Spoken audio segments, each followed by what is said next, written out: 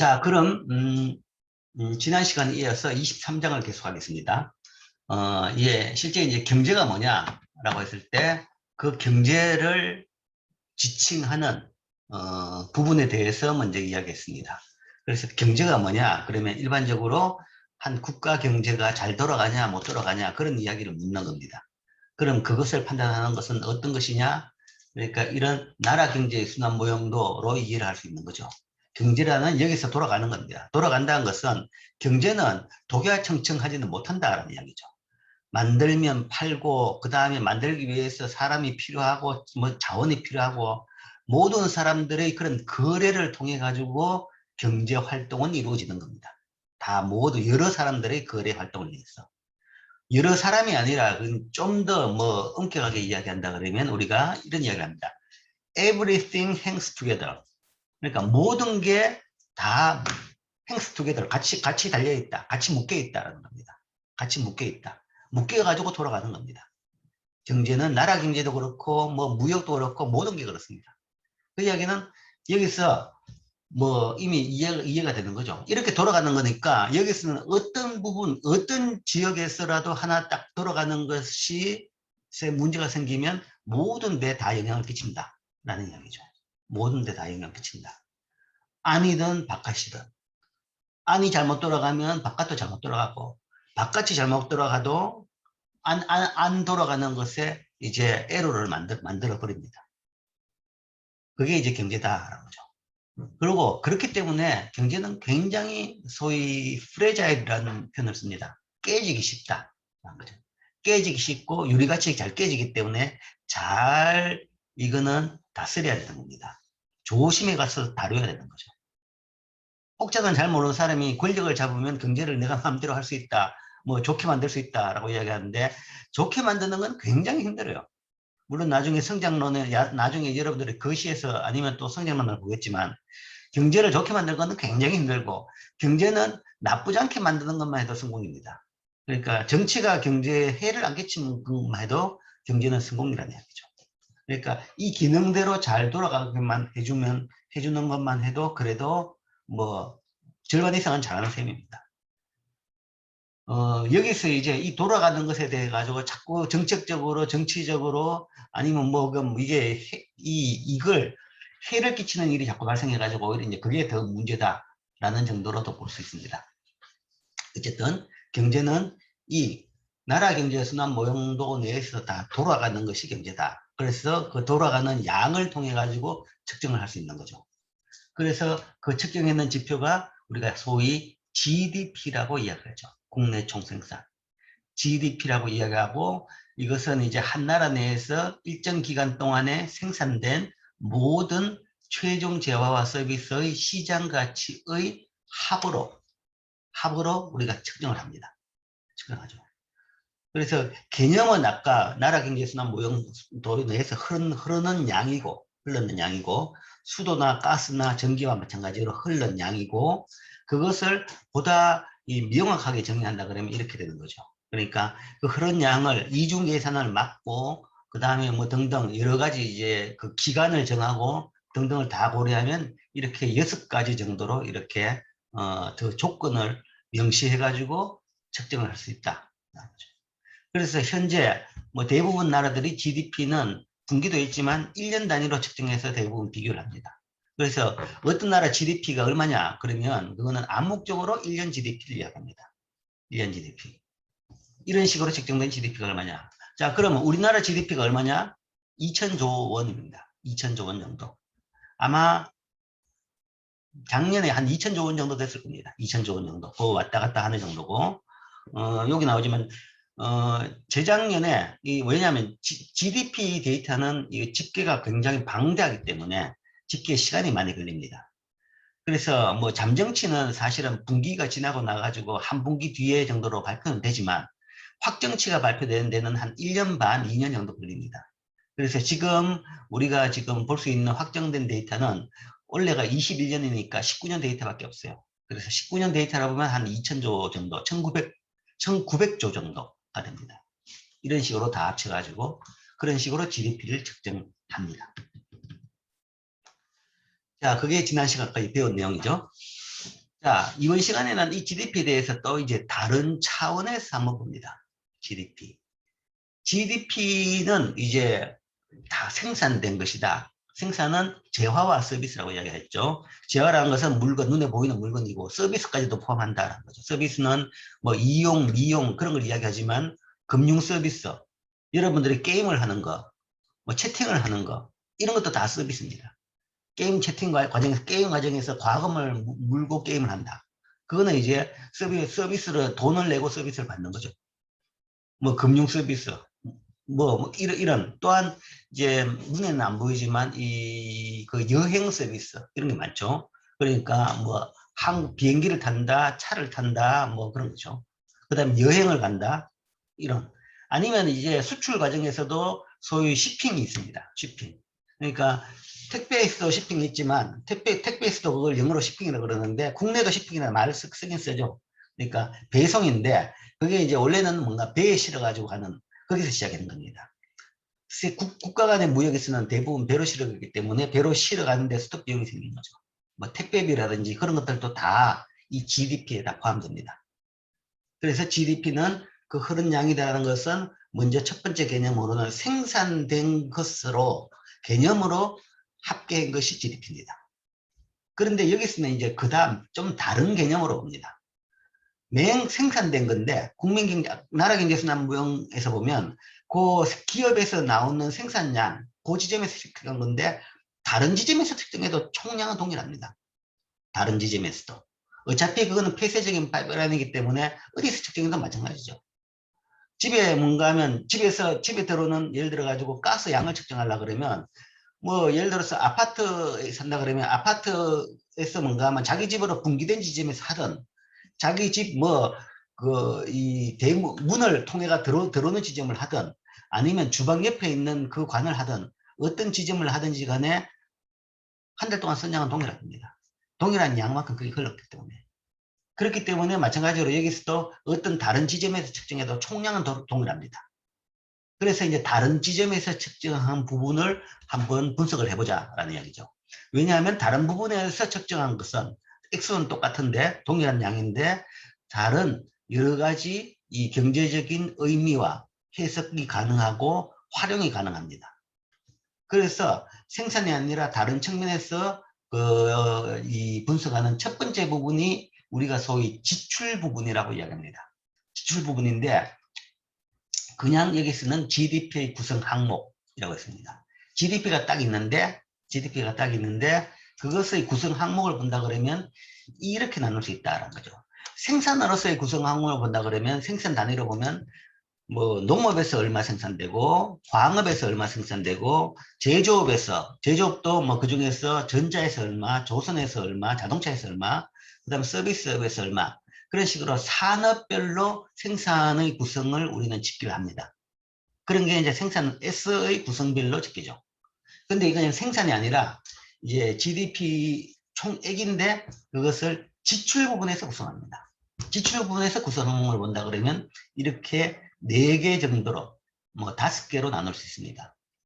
아니지, 4개로 나눴죠.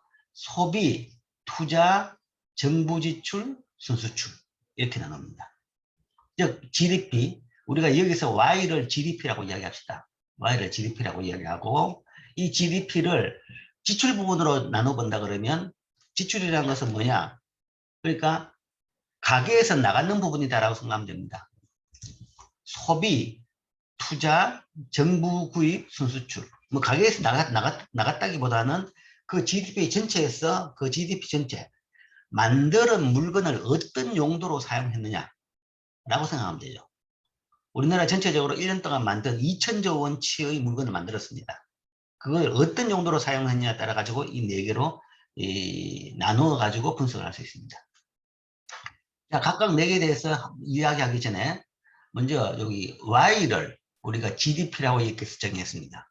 Y를 GDP라고 정했는데 이게 이제 뭐 GDP가 뭐 GDP는 이렇게 4개의 합이다 라고 쓸 수도 있는데 그 대신에 뭔가 하면 그냥 Y를 GDP라고 하고 Y는 이렇게 4개의 합이다 라고 적었습니다. 근데 여기 조금은 그 건너뛰은 부분이 있는데 이 사실은 Y는 우리가 경제적으로 경제학에서 보통 쓰는 이 이니셜 Y는 국민소득을 의미합니다. 국민소득. 국민소득이라는 것은 내셔널 인컴이죠. 그죠? 국민소득인데 그게 이제 왜 Y냐? 인컴이라면 I로 이니셜로 I를 쓰기도 하는데 이건 왜 Y냐 그러면 국민소득은 일드라고 이야기합니다. 일드. 일드의 이니셜로 Y를 많이 씁니다. 그래서 Y를 통상적으로 경제학에서는 거시에서는 항상 국민소득을 Y로 지칭합니다. 자, 국민소득 Y다. 나오죠. Y라고 하고. 그럼 국민소득하고 국내총생산은 다르죠. 소득과 생산은 개념은 다릅니다. 그렇지만 아까 이야기했죠. 나라 경제 순환 모형을 본다 그러면 결국은 GDP가 결국은 국민소득입니다. 국민 전체가 그 국가 전체의 구성원이 받게 되는 소득인 겁니다. 그렇기 때문에 Y가 GDP다 라고 하는 거죠. 이거는 그 이야기는 결국은 요게 항등식이 아니라 그냥 등식이라 노테이션이라는 겁니다. 정의란 이야기입니다. 그러니까 GDP가 바로 Y라는 이야기는 아니고 GDP하고 Y는 같다라는 거죠.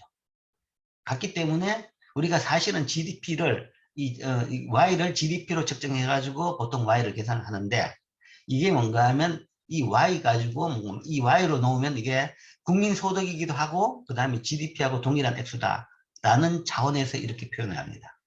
이렇게 표현을 하고 그 다음에 이것을 나누면 이렇게 소비, 투자, 정부 지출, 순수출 이 네 개로 나눌 수 있다라는 거죠. 자, 결국은 그 나라에서 1년 동안 생산된 물건을 어떤 용도로 사용했냐 보면 대부분 이 네 개로 사용되는 겁니다. 소비, 투자, 정부 구입, 순수출. 자, 그럼 네 개에 대해서 갖다 봅시다. 소비라는 것은 재화와 서비스에 대한 가계의 지출입니다. 가계에서 사용한 것은 다 소비입니다. 그래서 집에서 뭐 냉장고를 샀다든지 아니면 장보러 가가지고 뭐 식품을 사왔다든지 뭐 여러분들이 뭐 학용품을 샀다든지 책을 샀다든지 결국은 뭐 식당에서 밥을 사 먹었다든지 가게에서 사용하는 모든 것은 딱 하나 빼고 모든 것은 소비입니다. 하나는 예외가 여기 있죠. 신축 주택 구입. 신축 주택 구입은 이거는 아주 내구적인 부분이라서 이건 투자로 간주합니다. 뭐 좀 이해는 되죠, 그죠? 집 지었다. 그거는 이제 큰 투자다라고 생각할 수 있는 겁니다. 그것도 구축이 아니라 신축만 그래야 합니다. 그러니까 지은 집을 내가 그냥 샀다 그러면 그거는 뭐 물론 이제 GDP에도 포함이 안 되죠. 왜냐하면 중고 거래이기 때문에 포함이 안 되는 겁니다. 거래는 신축만 포함되는 거죠. 신축 포함되는데 신축 주택은 투자를 하고 투자를 신축 주택 구입을 제외한 모든 가게에서 사용하는 것은 다 소비로 간주합니다. 그래서 재화는 내구재, 비내구재 이렇게 나누는데 내구재라는 것은 듀러블, 오래가는 거. 한번 사면 오래 쓸 수 있는 거. 주택이라는 것이 진짜 내구재죠. 그죠? 오래 쓰는데 이거는 이제 투자로 빼기 때문에 소비가 아니죠. 그럼 그걸 빼고 나서 내구재가 또 어떤 게 있냐? 자동차. 자동차 사면 뭐 5년에서 10년 쓰죠. 그 다음에 뭐 전자제품도 상당히 내구재입니다. 우리 엄격한 정의상에서는 1년 이상 사용되는 것은 다 내구재로 봅니다. 1년 이상. 뭐 PC도 내구재고, 뭐 집에서는 모든 가전제품 대부분 내구재죠. 그래서 그런 것들을 우리가 내구재라고 이야기합니다. 그 다음 비내구재는 뭐 그렇게 오래 안 가는 것들. 그런 것들이죠. 식품이라든지 뭐 등등 어쨌든. 그 다음에 서비스. 가게에서 지출이 또 서비스가 있죠. 보이지 않는 서비스. 뭐 우리나라 가게에서 최대 부분을 차지하는 서비스 부분 지출은 교육이더라. 라는 얘기 가지고, 그죠? 교육 서비스. 아니면 뭐 극장에 갔다든지, 아니면 외식을 했다든지, 아니면 뭐 여행을 했다든지, 뭐 이런 것들이 다 소비가 되는 겁니다. 즉, 가게에서 지출한 것을 소비라고 이야기한다. 그 다음 두 번째 항목이 투자였죠. 투자는 쉽게 이야기하면 기업이 지출한 건 다 투자라고 생각하면 됩니다. 기업이 쓴 돈은 다 투자다. 모든 돈은 다 투자로 간주합니다. 자, 기업의 쓰는 돈이라는 것은 어떤 의미냐 하면 미래에 더 많은 재화와 서비스의 생산에 투입될 자본주의 구입이다라는 거죠. 그러니까 미래 소위 생산을 위해 가지고 사용되는 겁니다. 다들. 생산을 위해서 사용되는 것들이 있으니까 이게 다 투자다. 뭐 공장을 땅을 샀다, 뭐 기업 부지를 샀다, 그 다음에 거기다 공장이나 아니면 기업용 건물을 지었다, 그 다음에 거기에 기계를 사들였다, 그 다음에 생산을 하기 위해 가지고 뭐 원자재, 중간재를 사들였다, 아니면 뭐 거기다가 뭔가 하면 공과금이 나갔다, 전기가사 수도 뭐 이런 게 나겠죠. 그런 것도 다 투자로 관장합니다. 기업이 쓰는 거는. 뭐 공과금은 투자 가치 안 보이는데도 기업이 쓴 것은 몽땅 다 투자로 관장합니다. 실제 이제 내고제, 비내고제 이야기하는데, 기업들이, 직원들이 회식을 했다. 그러면 그것도 투자로 관장합니다. 기업이 쓰는 거기 때문에. 그러니까 성질상에는 같은 형태의 지출이지만, 같은 형태의 지출. 밥을 사 먹었다. 가게에서 밥을 사 먹으면 소비고, 기업에서 밥을 사 먹으면 그건 투자로 관장하는 겁니다. 그러니까 서비스에 대한 뭐 소비 투자 이렇게 분류되는 거죠. 뭐 조금 더 이제 뭐 엄격한 그런 이야기 예를 든다 그러면 이게 안 건데. 예를 들어서 기업이 차를 샀다, 자동차를 샀다. 그럼 그건 투자입니다. 그것도 투자인 거죠. 자동차 사는 것도 투자인 거고. 어쨌든 기업이 쓴 모든 것은 다 투자다. 그래서 뭐 기업의 건물, 장비, 지적재산권 이런 것에 대한 지출, 이건 다 투자고, 그 다음에 예외적으로 가게가 썼는데 주택자본, 그러니까 신규 주택을 지었다, 가게에서. 그럼 그것도 투자로 관장합니다. 그 다음에 이제 예측하지, 예상 못한 투자가 여기 있는데, 그것을 우리가 재고 구입이라고 이야기합니다. 재고란 것은 기업이 물건을 만들었는데 안 팔리고 남은 것이죠. 안 팔리고 남은 것을 우리가 재고라고 이야기합니다. 재고로 축적된 재화, 그러면 그것도 다 투자로 관장합니다. 만들긴 만들었죠. 만들었는데 안 팔렸으니까 뭔가 이게 뭐 판매됐으면 기업이 그 가게가 샀으면 그게 소비로 됐겠지만 안 팔리고 기업이 있는 겁니다. 그럼 그걸 뭐 어떻게 할 것이냐라는 거죠. 그러니까 따져보니까 이거는 방법은 기업의 투자로 볼 수밖에 없다. 그러니까 기존 투자하고는 좀 다른 개념이죠. 다른 개념이지만 재고 투자라고 이야기합니다. 자, 그래서 두 번째 항목이 투자고, 그 다음에 세 번째, 우리나라에서 만든 물건을 쓰는, 양으로 봐서도 세 번째 정도 비중을 차지하는 곳이 국가입니다. 국가가 쓰는 겁니다.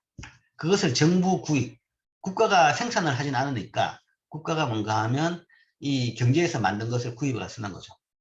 그래서 그건 어떤 것이냐? 정부의 소비 지출과 투자라는 거죠. 뭐 사실은 여기에 있는 공무원 인건비를 포함해 가지고 모든 돈이다라고 생각합니다. 정부가 쓰는 모든 돈, 소비 지출, 투자 지출. 그러니까 정부가 쓰는 모든 돈, 가게에 돈을 주기, 그러니까 근로자한테 돈을 주는 것도 되고, 그 다음에 이 투자, 국가도 투자를 합니다. 투자를 하는 것이 도로를 닦고, 항만, 아니면 뭐 공항, 이런 인프라 같은 경우에는 대부분 국경입니다. 국가에서 만듭니다. 그리고 국가 소유인 거죠. 그리고 뭐 댐을 짓는다든지 아니면 수로를 개척한다든지 뭐 한다든지 뭐 그런 것들이 다 국가 투자죠.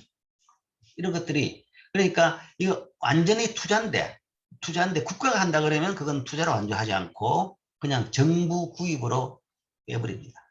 정부에서 하는 거니까. 이거는 이제 기업 활동하고 다른 이제 정책적인 활동이니까 다른 성격으로 보는 거죠.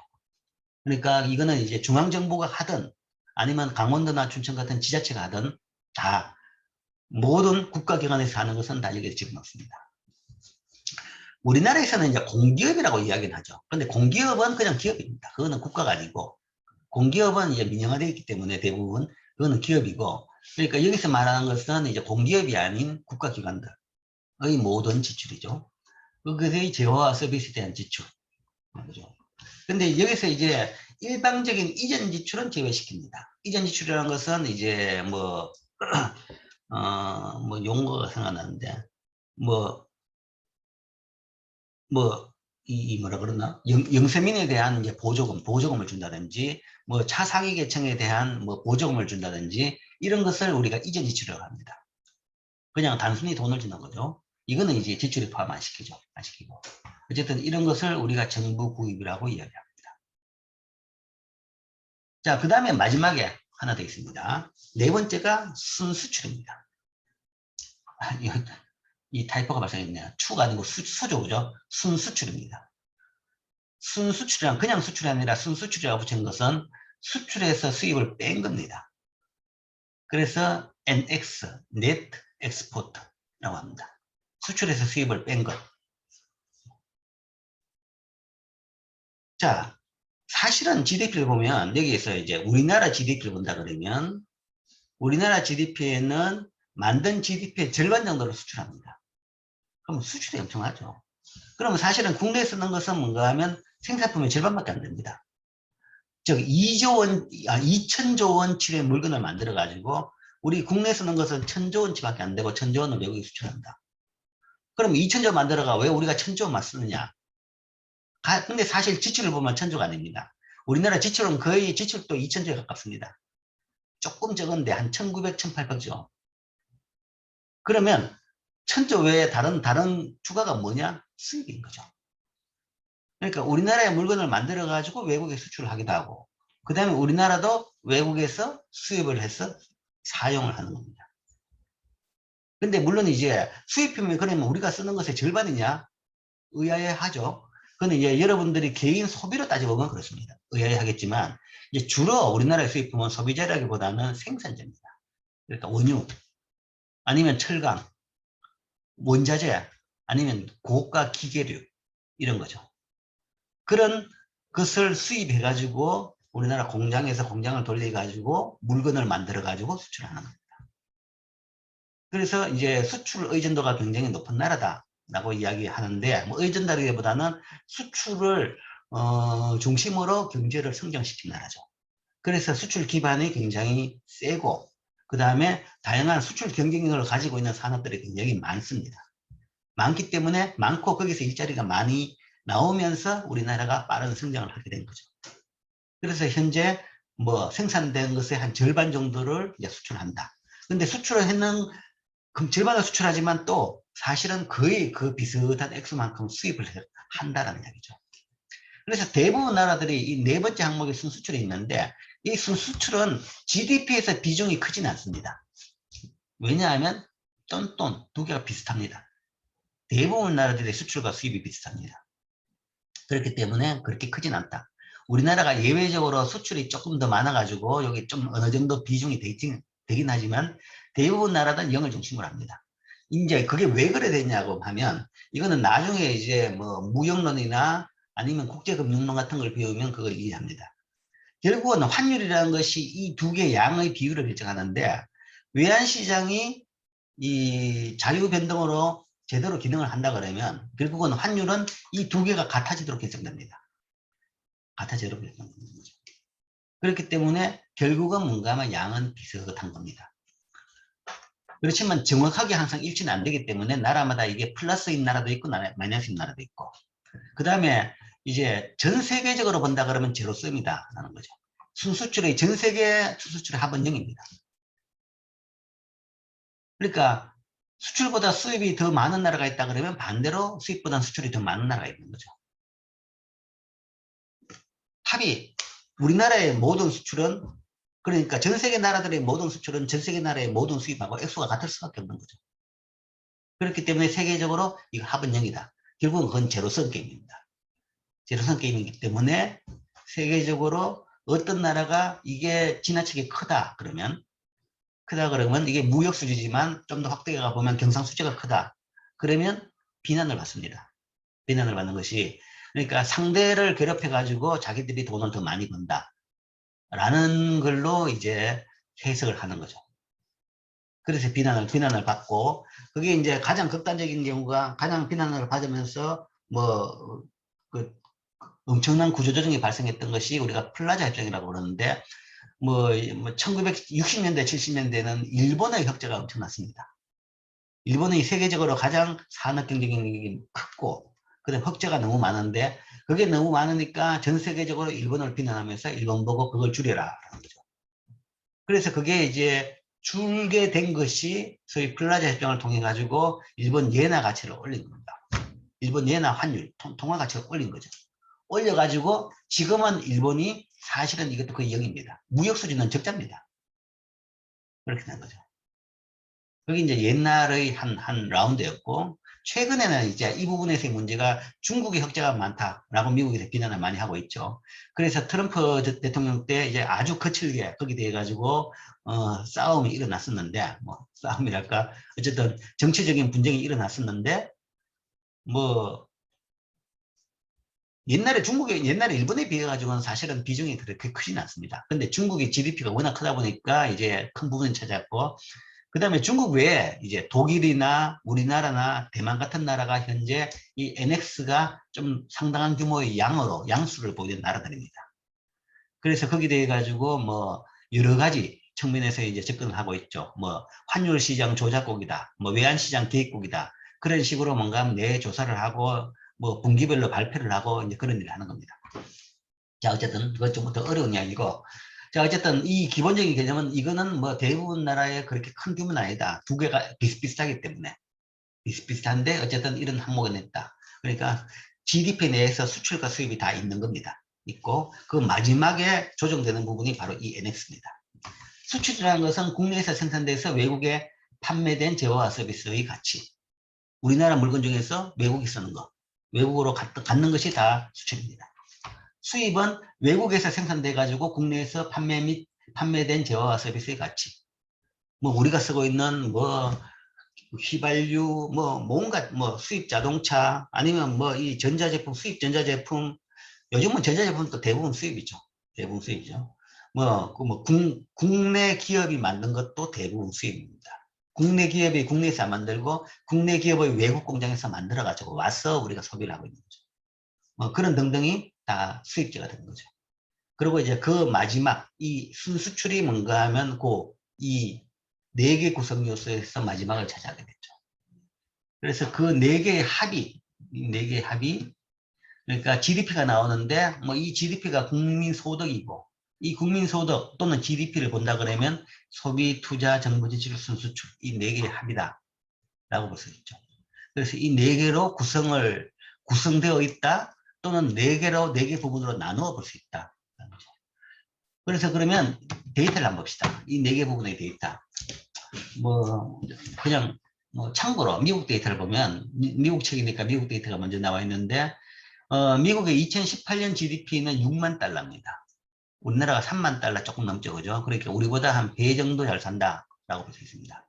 자, GDP와 1인당 GDP를 지금 이야기합시다. 1인당 GDP가 등장했습니다. 등장했는데, 자, 여기서 이제 GDP와 1인당 GDP. GDP라는 것은 그냥 나라의 덩치다 라고 보면 되죠. 나라의 덩치다. 근데 덩치가 큰다고 해가지고 잘 사는 건 아닙니다. 세계적으로 봐서 덩치 두 번째가 중국이죠. 그런데 중국이 국민들이 잘 사냐? 물론 상해는 아주 잘 산다고 합니다만은 전 국민의 평균으로 본다 그러면 그렇게 잘 사는 나라는 아니죠. 그러니까 트럼프 대통령이 뭐 완전히 중국에 대해 가지고 굉장히 압박을 가하니까 중국에서 뭔가 우리는 아직까지 개도국이다, 못 사는 나라다, 너무 그러지 마라 라는 이야기까지도 했습니다. 뭐 실제 그렇죠. 이리랑 저리. 그러니까 중국이 덩치는 크지만 뭔가 하면 잘 못 산다. 그러니까 GDP라는 것은 덩치의 지표입니다. 그 나라 경제력의 지표다. 힘의 지표입니다. 국가 간의 힘을 이야기할 때 뭐 어떻게 할 것이냐? 뭐 국방력으로 힘을 이야기하기도 합니다. 아니면 인구수, 아니면 땅의 면적, 국토의 면적 등등 여러 가지 가지고 나라의 힘을 측정하는 지표를 씁니다. 근데 딱 따져보니까 제일 그래도 잘 작동하는 지표가 뭐냐 보니까 경제력이더라. 경제력. 결국은 뭔가 하면 전쟁도 처음에는 뭔가 하면 무기 많은 사람이 이긴 것 같지만 시간이 더 지나고 나면 경제력이 센 나라가 이기더라. 경제력이 세면 뭔가 하면 그 사이에 무기를 더 만들 수 있는 거니까요. 경제력에 비해서 무기를 많이 가진 나라는 뭐 단기전에서 승리하면 이길 수 있지만 시간이 끄면 그 다음부터 뭔가 하면 무기 조달이 더 힘든 겁니다.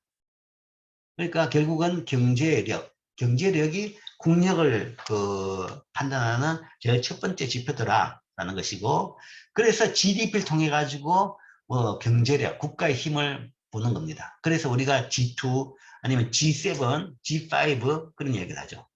약간의 예외는 있지만 대부분 GDP를 통해 가지고 나라의 수, great라는 표현을 썼는데 크기다라는 이야기죠. 단순히 위대하다라는 뜻은 아니고 그냥 큰 나라다, 힘이 센 나라다. 힘의 경제력을 보는 거죠. 그렇지만 뭔가 하면 이것은 사람들의 빈부를 나타내지 못한다. 그래서 빈부를 나타내는 지표로는 뭘 할 것이냐 라고 해가지고 나온 것이 1인당 GDP입니다. 그 GDP에다가 인구로 나누자는 거죠. 그러면 1인당 얼마냐? 그럼 그게 이제 국가별로 빈부의 지표로 쓸 수가 있습니다. 그래서 GDP가 뭐야? 중국이 GDP가는 이 G2지만 인구가 워낙 많으니까 뭐 16억 인구로 나누어 보니까 뭔가 하면 1인당 GDP로 따져가지고는 세계적으로 거의 뭐 중간 채 안 되는 중간 정도 뭐 그 정도 나라가 되는 거죠. 미국은 이제 1인당 GDP가 62,000달러입니다. 그럼 미국이 1인당 GDP로 등수가 어느 정도 되냐? 세계적으로 10위 내에 못 듭니다. 미국이 크지만 뭔가 하면 1인당 GDP는 미국보다 높은 나라들이 많습니다. 세계적으로 1인당 GDP가 뭐 제일 높은 나라가 어디냐? 중동 산유국을 제외하면 좀 예외적이지만 룩셈부르크가 제일 큽니다. 룩셈부르크가 1인당 GDP가 10만 달러가 그러니까 10만 달러가 넘습니다. 11만 정도 되고 뭐 그 다음에 이제 스위스 이 나라입니다. 뭐 스위스가 부자 나라인 것은 알지만 룩셈부르크는 그러면 왜 그렇게 잘 사냐? 사실은 그게 잘 사는 건 아닙니다. 룩셈부르크는 이제 GDP 자체의 그 뭐 함정이랄까 직계적인 개념에 그러니까 룩셈부르크가 조세 회복국입니다. 영국하고 그래 프랑스하고 독일 사이에 있는 나라죠. 조그만 도시국가입니다. 도시국가인데 그 양쪽 나라에서 특히 이제 프랑스에서 뭐 사회주의 정권이 들어와 가지고 뭐 예를 들어 가지고 세금을 높이고 뭐 국영화를 한다. 그러면 뭔가 하면 프랑스 기업들은 룩셈부르크로 국적을 옮겨버립니다. 그런 식으로 뭔가 하면 다른 나라들이 국적을 옮겨가지고 그 나라에 있기 때문에 실제적으로 그 나라에서 본사만 가 있는데 생산은 이루어지지 않는데 그 나라 GDP에 그게 잡히는 거죠. 그래서 이제 룩셈부르크는 예외적으로 GDP가 높은 나라인데 실제적으로 그렇게 잘 사는 나라는 아니죠. 그냥 유럽 다른 나라들과 비슷비슷합니다. 어쨌든 그런 게 이제 1인당 GDP 개념이고 뭐 미국의 6만 달러가 좀 넘는다. 그럼 이것을 아까 본 대로 나누면 네 부분으로 나눌 수 있습니다. 소비, 투자, 정보 지출, 순수출이죠. 그러면 그 네 부분으로 나눠보면 이 중에서 소비는 4만 한 2천 정도 된다. 그리고 투자가 11,000, 그 다음에 정부 구입이 10,000달러, 그 다음에 순수출이 마이너스 2,000달러 정도. 그러니까 이 순수출이 마이너스라는 것은 미국은 뭐 지속적으로 이 무역수지 적자, 경상수지 적자를 겪고 있는 나라입니다. 그렇기 때문에 여기서 이제 마이너스 값이 나오죠. 그러니까 이게 마이너스인 나라도 있습니다. 우리나라가 플러스라 그러면 당연히 그만큼 마이너스인 나라가 있는 거죠. 마이너스고. 자, 소비는 42,000이라는 것은 전체 GDP 중에서 68%입니다. 그러니까 미국은 GDP 3분의 2 정도를 소비를 합니다. 자, 여기서 이제 하나 1인당 GDP가 6만 달러다. 그러면 뭐 우리나라 다음에 우리나라까지 이야기하죠. 거기에 대해 이야기 싶습니다. 어쨌든 3분의 2 정도가 소비를 하고 있다. 그 다음에 투자가 한 20% 채 안 된다. 거죠. 20%. 그 다음에 국가가 전체 GDP에서 한 17%, 20% 채 안 되는 정도. 뭐 이 정도를 가지고 있다. 6대 2대 2입니다. 이건 거의 0에 가까워 보니까. 6대 2대 2인데 이게 좀 더 크고 이게 조금 더 적은 정도. 그게 이제 미국의 구성이더라. 라는 거죠. 그래서 이 구성은 어떤 게 정답이다라고 있는 건 아닙니다. 나라마다 상황에 따라 가지고 다 좀 다르죠. 6대 2대 2죠.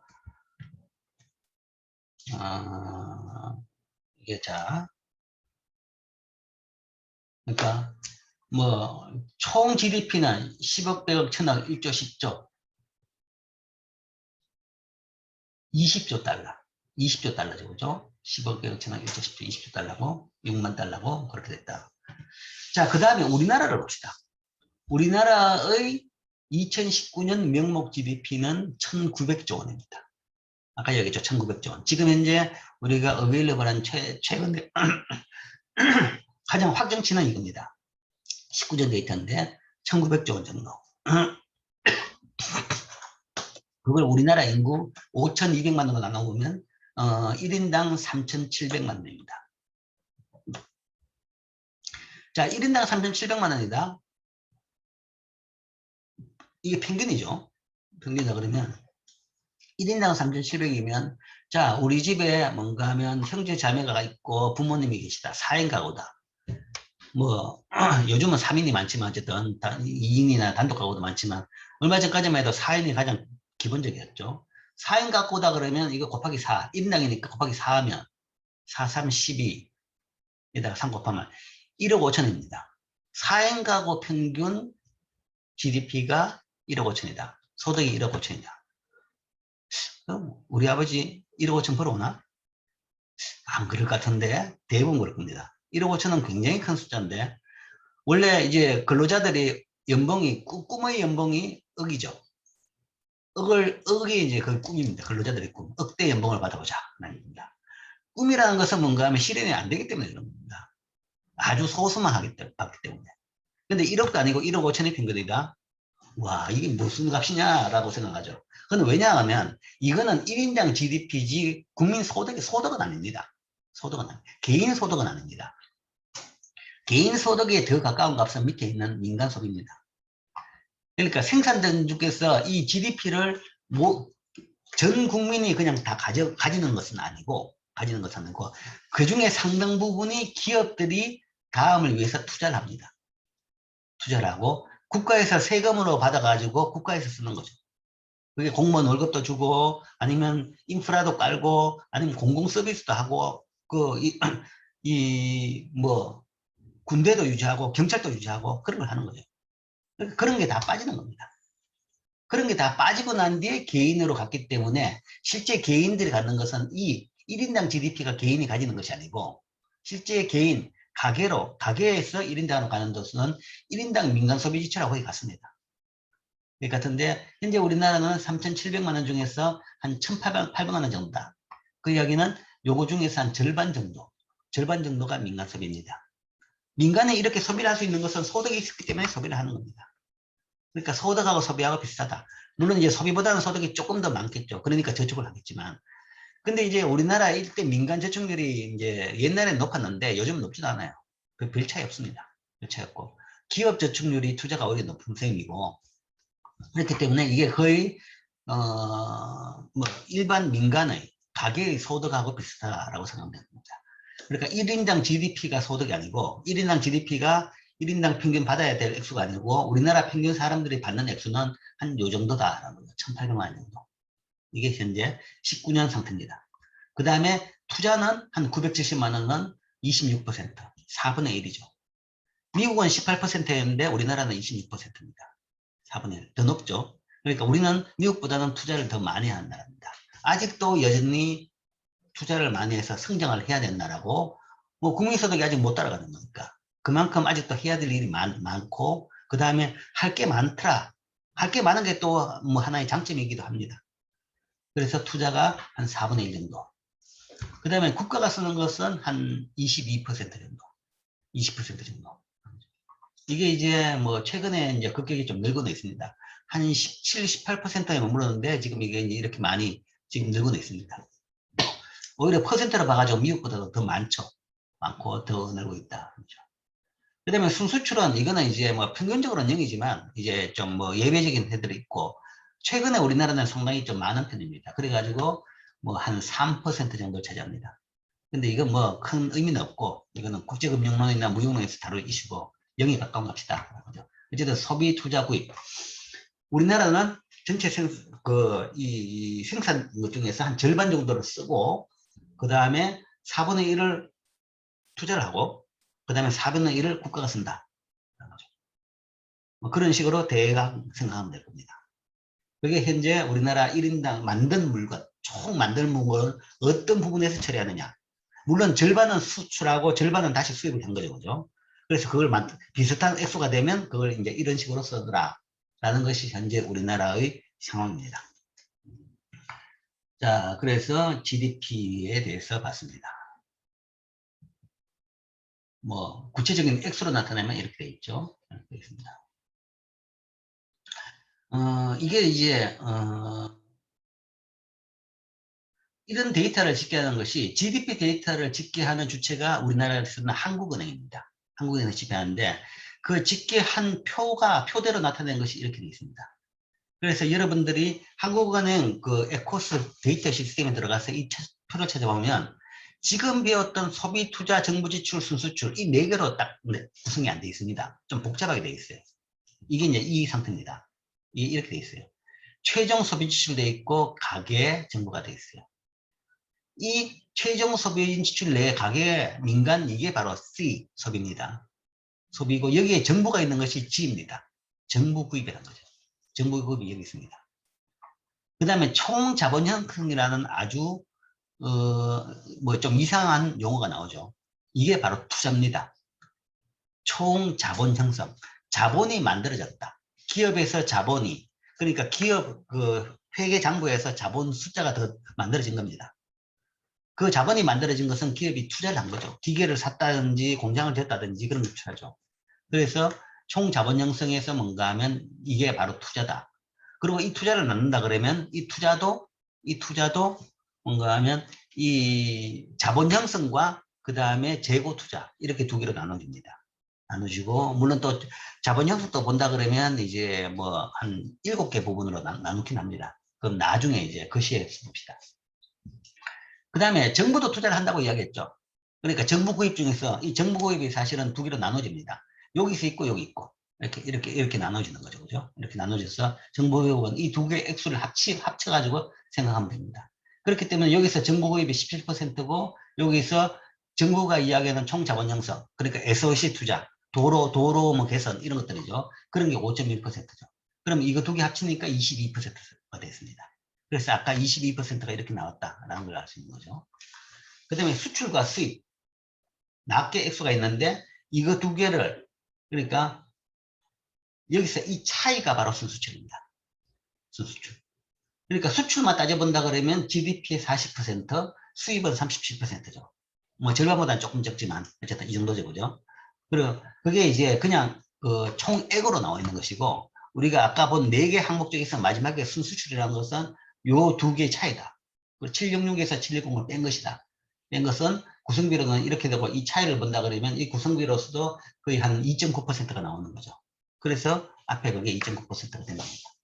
그래서 실제 여러분들이 데이터를 찾아보면 데이터는 우리가 교과서적인 용어하고는 조금 다르게 좀 이렇게 되어 있습니다. 자, 이상이 GDP에 대한 이야기입니다. 질문. 자, 그 다음에는 이제 두 가지를 더 하겠습니다. 실질 GDP하고 GDP 평가. 실질 GDP. 자, GDP를 배웠고, 우리가 1인당 GDP를 배웠습니다. GDP는 국력의 지표였고, 그 다음에 사람 수로, 인구로 나누면 1인당 GDP가 나와서, 그게 거의 뭔가 하면 생활 수준, 빈부의 지표다라고도 볼 수 있는 거죠. 근데 이제 그게 왜 1인당으로 했느냐? 그냥 GDP를 보면 국력만 하지만 사실은 생활 수준을 못 나타내기 때문에 GDP를 변형을 했는 겁니다. 변형을 했는 것이 이제 1인당 GDP죠. 그 다음에 또 GDP에 그러면 또 문제가 있느냐는 거죠. 그냥 GDP에 문제가 있었기 때문에 1인당으로 만든 것이고, 그 다음에 또 GDP에 또 다른 문제가 뭐가 있느냐 했을 때 물가의 문제가 생깁니다. 자, GDP라는 것은 나라 경제의 총 지출은 이게 이제 GDP죠, 그죠? GDP를 지출로 보든 소득으로 보든 생산으로 보든 총 지출은 대체로 매년 증가합니다.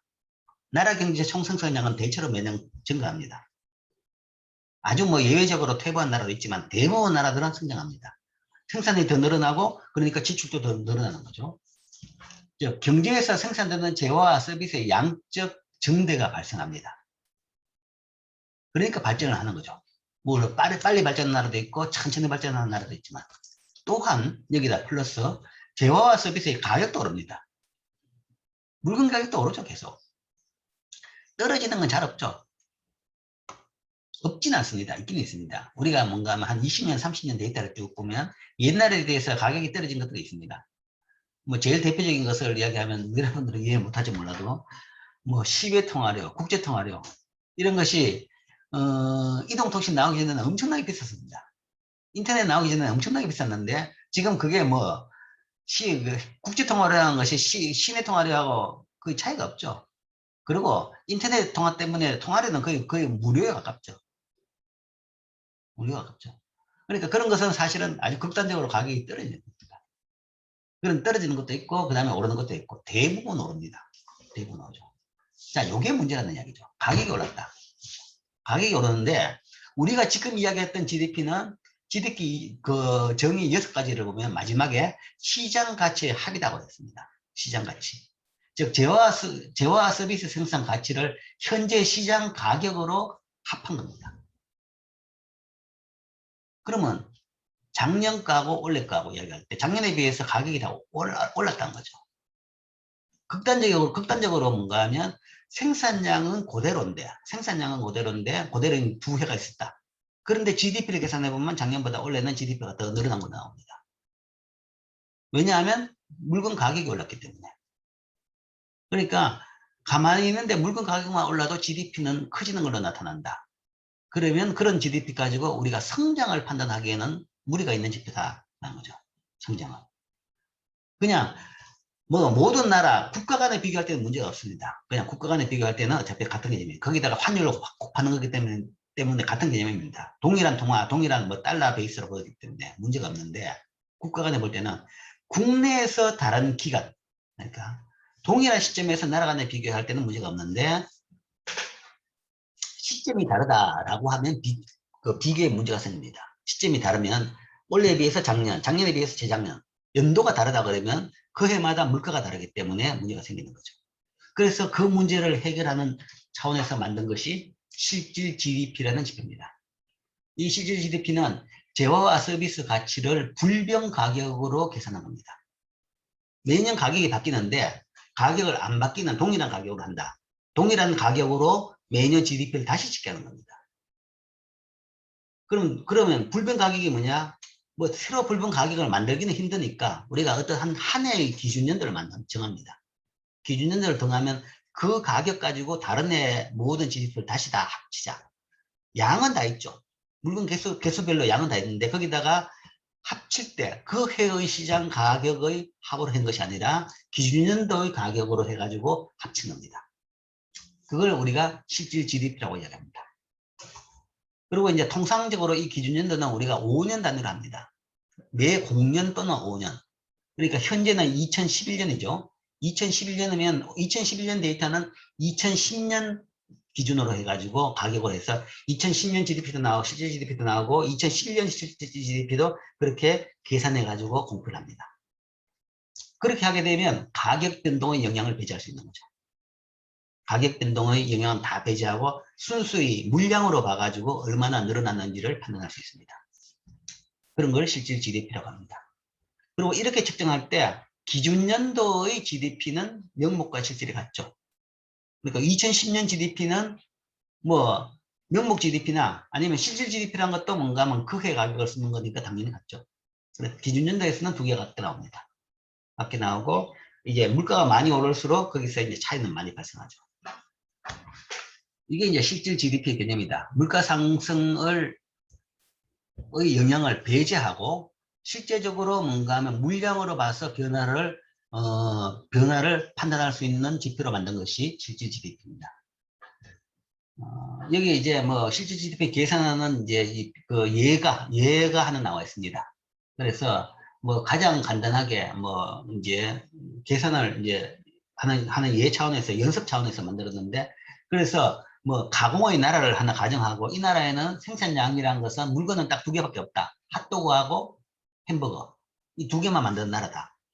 그러면 그 나라의 핫도그와 햄버거 생산량을 다 합치면 1년 동안 생산량을 다 합치면 그 나라 GDP가 되는 겁니다. 생산액을 다 합치면 GDP가 되는 거죠. 그래서 2019년에 핫도그는 100개 생산됐고 햄버거는 50개 생산됐고 가격이 핫도그가 1달러고 햄버거가 2달러다. 그러면 2019년 GDP는 얼마냐? 1 곱하기 100 더하기 2 곱하기 50. 그럼 200입니다. 그럼 2019년 GDP가 200입니다. 이 GDP는 물론 명목 GDP죠. 명목 GDP. 그와 동일한 방법으로 2020년 GDP도 이런 식으로 계산할 수 있습니다. 2 곱하기 150, 3 곱하기 100 하면 600이 되는 거죠.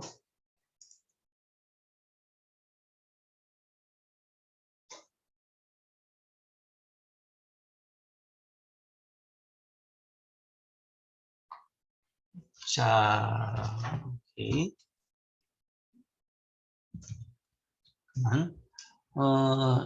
질문이 하나 있었는데 교재 562쪽의 자기 소유집에 대한 임대료 가치를 추정해서 GDP에 포함한다. 라는 문장이 있다 그러는데 뭔지 잘 모르겠는데 나중에 내가 교과서를 확인해보고 교재를 확인해보고 다시 답을 주겠습니다. 그래서 이번 시간에 다음 시간에 답을 주겠습니다. 오케이. 그렇게 해서 이렇게 명목 GDP를 계산하고 그 다음에 2011년도 3 곱하기 200 더하기 4 곱하기 150 해가지고 1200으로 명목 GDP를 계산하죠. 자 그러면 19년에 대해서 20년이 200에서 600으로 3배가 성장했습니다. 3배. 경제가 더블이 아니라 3배가 됐죠. 엄청나게 크게 성장했습니다. 근데 실제 그러냐? 그러면 생산량을 본다 그러면 핫도그는 한 50%더 만들었고 햄버거는 배 정도밖에 안 됐죠. 그런데 3배가 성장했다? 그렇게 된 이유는 가격이 배로 올랐다는 겁니다. 이게 배로 올랐고 이건 가격이 한 50% 올랐고 그래서 물량이 좀 늘었지만 가격도 또 많이 늘어가지고 이게 이렇게 커졌다. 그래서 이런 가격 부분을 제외하고 물량 변화만 보기 위해 가지고는 여기서 실질 GDP를 다시 계산하죠. 19년은 기준연도가 자기 가격이기 때문에 동일한 액수가 나옵니다. 그런데 20년은 생산량은 100개인데 가격은 20년은 생산량은 150개인데 가격은 요 19년 가격이 1을 쓰는 거죠. 1 곱하기 150. 그 다음에 햄버거는 100개가 생산량인데 가격은 기준연도 2를 쓰는 거죠. 그래서 150 더하기 2 곱하기 100 하면 200이죠. 그러면 350이 나오죠. 그래서 350이 나오는 겁니다. 마찬가지로 21년도 기준연도 가격으로 해보면 500이 나오는 거죠. 그래서 가격은 다 기준연도 가격이죠. 그러면 이게 이제 실질 GDP입니다. 그러면 실질 GDP로 나온다 그러면 이 실질 GDP를 이용해 가지고 우리가 경제가 얼마나 성장했느냐를 알 수 있는 거죠. 200에서 350을 갔다. 그렇다 그러면 뭐 한 75% 성장했죠. 성장률이 75%. 그러니까 경제가 이 경우에는 75% 성장한 겁니다. 여기서 200에서 600으로 갔다 그러면 300%인데 이 300%에는 이제 이 가격이 오른 부분이 많이 있었던 것이고 그걸 제외하니까 한 75% 성장했다. 그러니까 여기는 50% 성장했고 여기는 100% 성장했으니까 그 두 개 평균이 75%가 되는 거죠. 그래서 75% 성장이 실제 물량적인 성장으로서 여기서 이제 확인이 됩니다. 뭐 여기도 마찬가지죠. 자, 그 다음에 이제 GDP 디플레이터의 계산이 있습니다. 자, 요거는 다음에 일단 봅시다. 이걸 보고 나서 다시 돌아옵시다. GDP 디플레이터는 명목 GDP를 실질 GDP로 나눈 수치에다가 100을 곱한 값입니다. 자, 이거는 어떤 의미냐? 실질 GDP하고 명목 GDP가 두 개가 다 있으니까 이걸 이용해 가지고 물가 지수를 만들어 보자. 물가 지수. 그러니까 작년에 비해서 올해 물건 가격이 얼마나 비싸졌느냐. 지수라는 것은 기준연도가 100이고 거기에 비해서 뭔가 하면 각 해 가격으로 나옵니다. 작년은 100이었는데 평균적으로 이 물건들의 가격이 두 물건의 평균 가격이 100이었는데 올해는 얼마냐? 올해는 150이 됐다. 그러면 뭔가 하면 물건 가격이 각각은 차이가 있을지 몰라도 평균적으로 50% 올랐단 말이야. 그런 100, 150, 뭐 160, 200으로 가는 물가, 가격이죠. 그죠? 하나의 가격. 개별 가격은 있는데 가격이 종류가 여러 개 많다 그러면 그걸 다 합쳐가지고 추세를 표현하는 가격 지표를 만들어 보자. 그 가격 지표, 가격 지수입니다. 그걸. 그 가격 지수가 이 GDP 디플레이터입니다. 즉 기준연도 디플레이터, 기준연도 물가 수준 대비 현재 물가 수준을 측정하는 값입니다. 그리고 한 경제의 평균적인 물가 수준과 인플레이션율을 나타내는 그런 제품입니다. 모든 GDP라는 것은 그 나라의 모든 물건이 다 들어가 있기 때문에 그 나라의 모든 것에 대한 것을 의미하는 거죠. 그것이 바로 GDP 디플레이트인데 이건 어떻게 계산하느냐 그러면 아까 말한 대로 이 실질 GDP분의 명목 GDP의 비율로 이야기합니다. 실질 GDP가 200이고 명목이 200이고 기준연도는 동일하죠. 동일하니까 당연히 곱하기 100을 하면 100이 나오죠. 그래서 기준연도의 지표의 값은 항상 100입니다. 지수의 값은 100이죠. 그러면 그 다음에는 실질이 350이고 명목이 600이죠. 그러면 350분의 600이라 그러면 여기다 곱하기 100을 하면 171이 나옵니다. 그 이야기는 19년에 비해서 20년에 물가가 평균 한 71% 올랐다는 겁니다. 물건 가격이 옛날 100원 하던 것이 171원이 됐다. 물론 여기서는 100원 하던 것이 150원 되고 50원 하는 것이 100이 됐지만 이걸 뭔가 평균적으로 본다 그러면 100짜리가 171이 된 셈이다. 두 개의 평균이. 그렇게 보는 거죠. 동일하게 이제 2011년에 대해서도 이제 그렇게 계산됩니다. 그래서 이런 GDP 디플레이터, 여기서 실질 GDP에서 이제 GDP 디플레이터를 통해 가지고 우리가 물가 변화까지도 판단할 수 있는, 그 나라 모든 물건 가격의 평균 변화를 판단할 수 있는 GDP 디플레이터까지 계산해낼 수 있습니다. 그리고 이제 그 GDP 디플레이터의 증가율을 우리가 인플레이션율이라고 합니다. 인플레이션. 용어는 많이 들어보죠. 인플레이션. 인플레이션이라는 것은 경제 전체의 전반적 물가 수준의 상승입니다. 인플레이터라는 것은 축구공에다 바람을 집어넣는 겁니다. 공에다 공기를 집어넣으면, 바람을 집어넣으면 공이 부풀어 오르는 거죠. 그래서 경제가 부풀어 오르는 거죠. 가격이 오르면 뭔가 하면 전체 명목 GDP가 늘어난 거죠. 그게 부풀어 오르는 겁니다. 그 부풀어 오르는 현상을 우리가 인플레이션이라고 이야기합니다. 그럼 얼마나 부풀어 올라왔느냐? 그것은 두 해간의 물가 지수의 변동률을 나타냅니다. 변동률이라는 것은 기준연도분의 그 다음에 비교 대상연도의 차인 거죠. 그래서 아까 100, 170이 되었죠. 그러면 1차년도가 100이었고 그 다음에 2차년도는 거기서 70일이 더 크셨죠. 170일이 됐다는 것은. 그러면 이게 170일에서 100을 뺀 것이 70일이죠. 그럼 100분의 70일, 그래서 71%가 증가했다라고 이야기한 겁니다. 이런 식으로 우리가 인플레이션율을 계산합니다. 물가 지수가 있다. 그럼 그걸 이용해가지고 이런 식으로 인플레이션율을 계산하죠. 자, 이래서 실질 GDP와 인플레이션율까지 봤는데, 실질 GDP를 보는 이유는 아까 말한 대로 GDP 자체가 결국은 두 기간 간의 비교에서 좀 부족한 부분이 있더라라는 거죠. 그래서 두 기간 간의 비교를 보다 객관적으로 만들어주기 위해서 실질 GDP를 만든 겁니다. 두 기간 간의 비교란 것은 쉽게 이야기하면 경제 성장률을 측정하기 위해서입니다. 경제 성장률. 경제 성장률이라는 것은, 경제가 성장한다는 것은 성장해가지고 더 많이 물건을 쓸 수 있고 실제 돈이 더 많이 받아야지, 내가 소비를 더 많이 할 수 있는 부분이 돼야 성장하는 겁니다. 명목으로 성장했다 그러면 사실은 내가 쓸 수 있는 양은 동일한데 그냥 액수만 늘었다. 그거는 성장이 아닌 거죠. 그렇기 때문에 그렇게 성장을 판단할 수 있는 지표를 만든 것이 실질 GDP고, 그래서 실질 GDP 증가율을 가지고 우리가 경제 성장률로 삼습니다. 경제 성장률 그러면 그거는 바로 실질 GDP 증가율이다. 그렇기 때문에 여러분들의 경제 성장률, 뭐 신문에서 나오죠. 작년 경제 성장률이 얼마였다 그러면 뭐 물가 빼고 나면 이거 별거 아니네 라고 그렇게 오해를 하는 사람들이 있는데, 어떤 나라든지 경제 성장률을 이야기할 때는 물가 요인은 다 제외한 겁니다. 실질 GDP 증가율을 가지고 이야기합니다. 시험 문제도 냅니다. 그러니까 경제 성장률은 어떤 지표로 계산하느냐? 실질 GDP 증가율로 계산한다 한 거죠. 경제 성장률은 어떻게 계산하냐? 실질 GDP 증가율로 계산합니다. 그렇기 때문에 거기서 물가 변화의 요인은 다 제외되어 있습니다. 그래서 이제 그 나라 실질적인 경제 성장세를 한번 보자라는 건데, 뭐 여기 이제 뭐 미국하고 우리나라 대략적인 과거 역사가 있습니다. 여기 쭉 있는데 이거는 성장률이 아니라 그냥 GDP, 실질 GDP만 쭉 이렇게 했습니다. 그러면 이제 미국인데 쭉 오른쪽 위로 가죠. 그거는 이제 성장은 한다라는 이야기죠. 성장은 하는데 뭐 한 때에 따라 가지고 뭔가 하면 이게 뭐 예를 들어 가지고 올라갔다가 떨어지는 경우가 있습니다.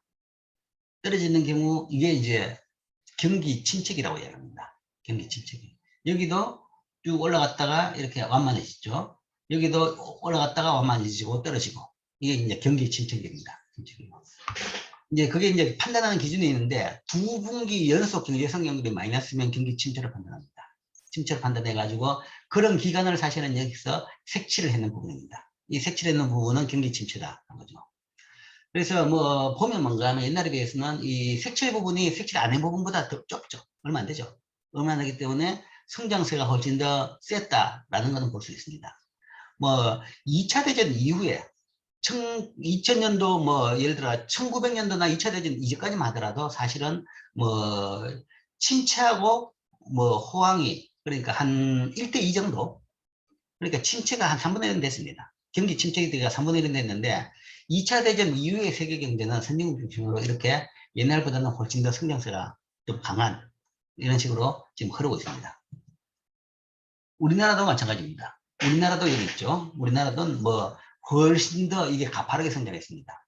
그림에서 이렇게 돼 있지만 실제적으로는 더 가파르게 성장했습니다. 성장했는데 우리나라도 이제 그 중에서 조금 어록이 한 2번 있었습니다. 이게 사실은 꼬꾸러진 적은 딱 2회 있습니다.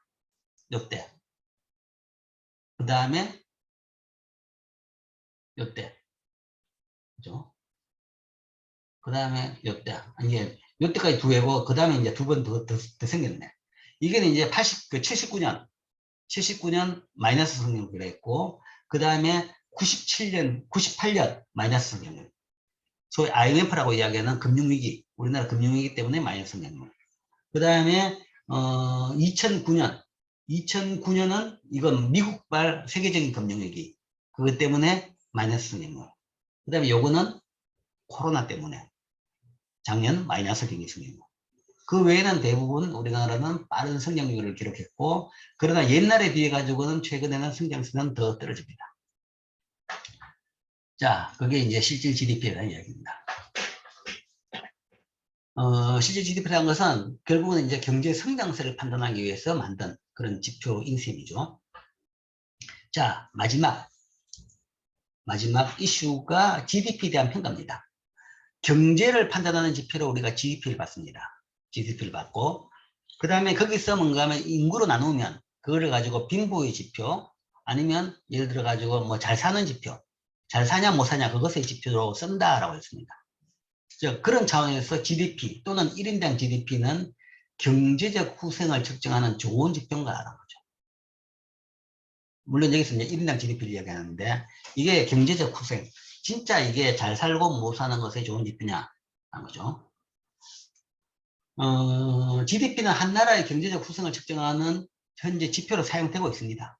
되고 있는데 문제가 없느냐라는 걸 한번 판단해 보는 거죠. 근데 이제 개념 자체가 어떤 거냐 그러면, 자, 뭐 문제는 많아요. 여러 가지 약점은 많이 있습니다.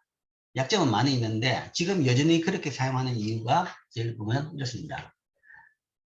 자, GDP와 삶의 질에 관한 국가 간 차이. 1인당 GDP하고 높은 나라하고 낮은 나라를 본다 그러면, 자, 이겁니다. 1인당 GDP가 낮은 나라는 대부분 저체중 신성화가 많고, 영유아 사망률이 높고, 산모 사망률이 높고, 영양실조, 아동 영양실조가 많고, 전기 포장도로 깨끗한 식수에 대한 접근도가 낮더라. 1인당 GDP가. 그 다음에 1인당 GDP가 낮은 나라는 취약연령 아동의 실제 취약률이 낮고, 학생들 대비 교사 수가 적고, 교수당 학생이 많고, 문맹률이 높고, 그 다음에 문명, TV, 전화, 인터넷에 대한 접속 기회가 낮더라. 그러니까 GDP라는 것이 굉장히 문제는 많지만 여러 이제 부수적인 우리가 뭔가 하면 삶의 질의 지표들이 있습니다.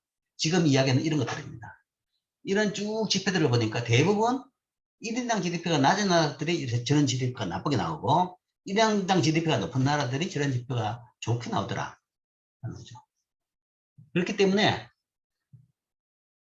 GDP는 한 나라 경제 후생을 측정하는, 그래도 현재 쓸 수 있는 차선의 지표로 쓸 수 있다는 거. 최선은 아니지만, 최선이 뭔지는 모르지만, 존재하지 않지만, 상상적인 최선이 있을지 모르지만 차선의 지표로 쓰고 있는 겁니다.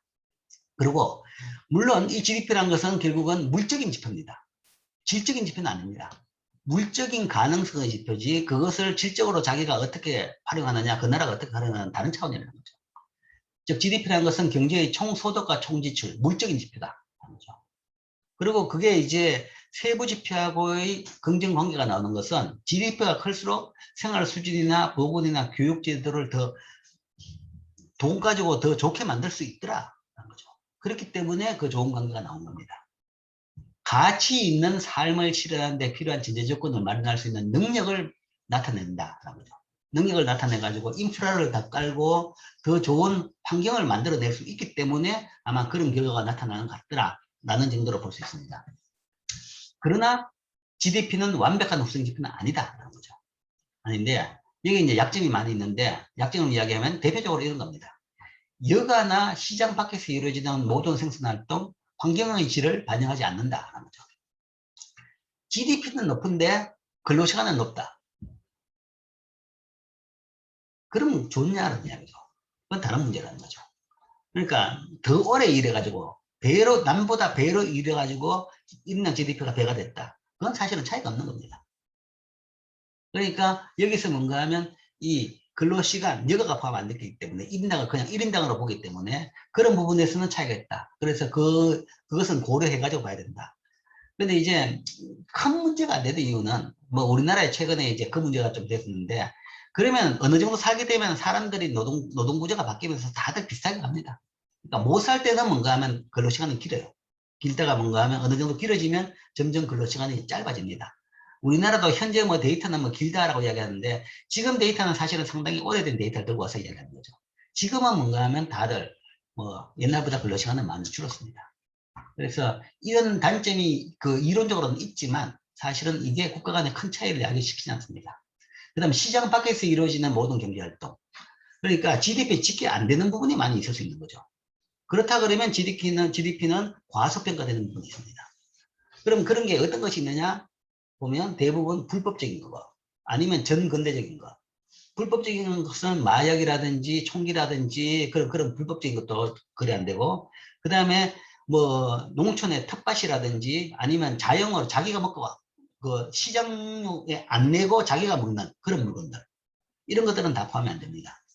근데 이제 일반적으로 경제가 덜 발전할수록 그런 게 많고 경제가 발전할수록 그런 거는 점점 줄더라라는 거죠. 그러니까 우리나라도 60년대 70년대는 농촌에서 다들 뭔가 하면 자기 먹을 거 다 농사 지어가지고 먹고 살았습니다. 근데 지금은 이제 농촌에서도 한 작물만 생산하고 나머지는 또 사 먹죠. 그런 식으로 이제 바뀝니다.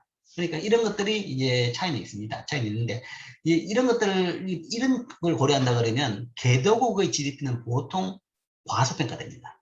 아까 말한 대로 개도국일수록 그런 뭔가 하면 지하 경제가 많고, 아니면 시장에 집계 안 되는 부분이 상당히 많습니다. 그래서 실제 개도국의 1인당 GDP는 실제 사람 삶보다는 과소평가된다 정도는 이해를 하고 봐야 됩니다. 그 다음에 환경의 질. 환경이 나빠지면서 경제 성장에서 뭐 하냐? 라는 이야기죠. 그렇기 때문에 성장은 했지만 환경이 나빠졌다 그러면 그거는 이제 삶의 질은 나빠진 것이다 라고도 판단을 하는 겁니다. 근데 우리가 이제 쭉 이제 보면 선진국일수록 환경이 더 좋아요. 그런데 이제 그 선진국도 보면 경제 발전 단계에서는 환경이 나빠졌습니다. 좋은 환경에서 경제 발전 단계에서 나빠졌다가 어느 정도 선진국이 되면 그때는 환경이 더 좋아집니다. 왜냐하면 환경을 더 좋게 만들 수 있는 경제력이 있으니까. 그러니까 우리나라도 한참 국립공원이 지저분하고 안 좋아졌다가 요즘에는 아주 깨끗하게 잘 관리되고 있죠. 관리되고 있는 거죠. 그래서 이게 이제 경제 성장을 하면 환경이 나빠진다는 것은 뭔가 하면 인위적인 방향이 아니라 성장 초기에 보통 나타나는 현상이더라 라는 것이고 어느 정도 성장의 정점에 달하고 나면 어느 정도 수준이 지나고 나면 오히려 성장한 나라들의 환경도 더 좋더라 라는 것들을 우리는 볼 수 있죠. 그래서 이런 것들이 이제 단점은 있지만 뭐 그게 크게 그 지표에 대해서 이제 문제를 삼을 정도는 아니다 정도는 볼 수 있습니다. 그러나 여전히 남아있는 것은 이겁니다. 소득 분배라는 거죠. 이거는 뭔가 하면 지금 총 평균을 본 것이지 실제적으로 분배는 안 봅니다. 그러면 뭐 예를 들어서 소득이 조금 더 낮더라도 분배가 더 잘 돼 있는 나라들은 국민들의 전체 행복도가 더 높을 수가 있는 거죠. 그래서 그런 것은 이제 또 다른 차원에서 접근을 해가지고 해결을 해야 될 겁니다. 자, 그래서 GDP라는 것이 뭔가 하면, 삶의 질을 평가하는 완벽한 지표는 아닙니다. 아닌데, 현재 우리가 지금 쓸 수 있는, 고안해 낼 수 있는 최선의 지표로서 쓰고 있을 따름인데, 그 이상 더 좋은 지표였기 때문에 그걸 쓰고 있는데, 여전히 요런 정도의 약점은 있다라는 것을 이해를 하고, 숫자를 쓸 때는 거기 따라 가지고 잘 판단을 해가지고 평가를 해야 되는 거죠. 사용해야 되겠죠. 자, 이상이 GDP에 대한 내용입니다.